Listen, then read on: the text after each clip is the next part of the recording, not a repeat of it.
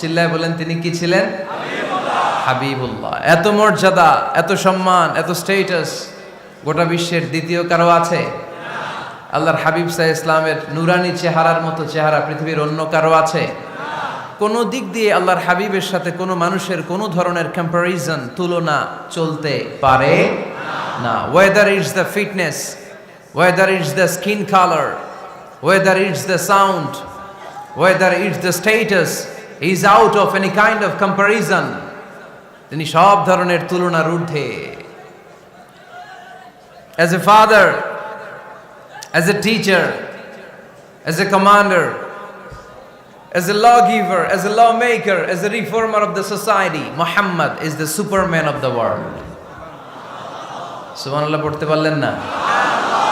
স্বামী হিসেবে, বাবা হিসেবে, নেতা হিসেবে, সমাজ সংস্কারক হিসেবে, নবী হিসেবে আল্লাহ রাসূল সাল্লাল্লাহু আলাইহি ওয়াসাল্লাম হচ্ছেন এই পৃথিবীর একজন সুপারম্যান।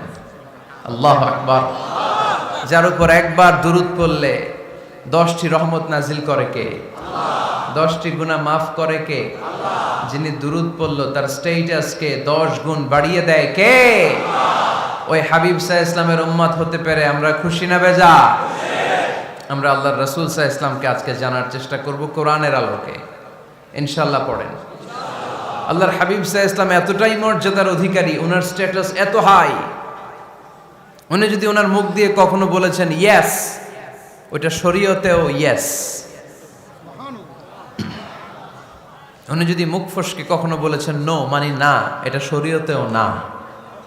তার মানে উনি হ্যাঁ বললে এটা হালাল হয়ে যায়, উনি না বললে এটা হারাম হয়ে যায়।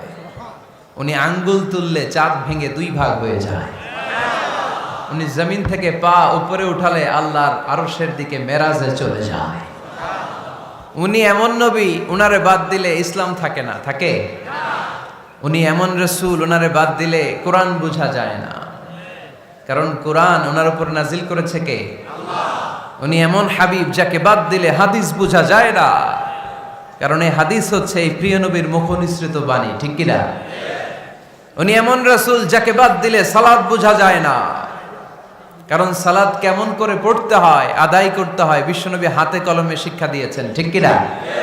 এক সাহাবী সালাত পড়ছিলেন, সালাত পড়ে আল্লাহর হাবিব সাল্লাল্লাহু আলাইহি ইসলামের কাছে আসলেন। আল্লাহ রাসূল বললেন সাল্লি ফা ইন্নাকা লাম তুসাল্লি, রিপিট ইউর সালাহ because you didn't offer your সালাহ ইন এ কারেক্ট ওয়ে। আবার নামাজ পড়া হয় নাই। সাহাবী যে আবার পড়লেন, আবার আসলেন, আল্লাহর হাবিব বললেন আবার পড়ো, হয় নাই।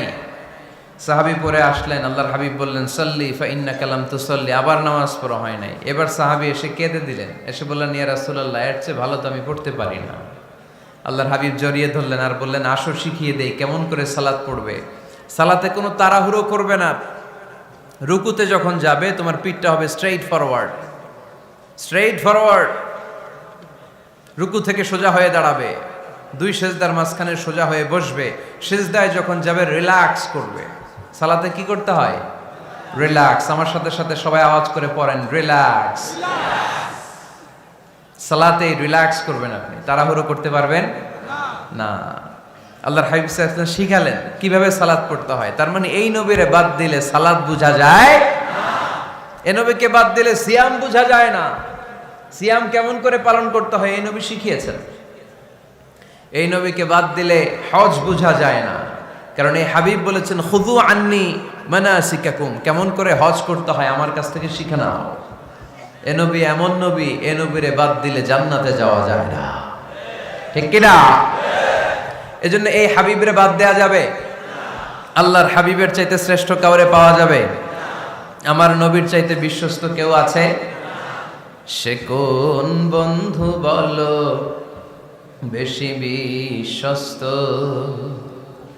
সে কোন বন্ধু বলো বড় বিশ্বস্ত। কার কাছে মন খুলে দেয়া যায়, কার কাছে প্রাণ খুলে দেয়া যায়, হওয়া যায় অতি আশ্বস্ত। তার নাম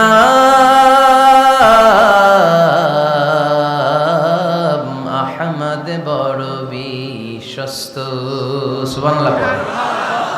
ওনার চাইতে বিশ্বস্ত গোটা দুনিয়ায় দ্বিতীয় কাউকে খুঁজে পাওয়া যাবে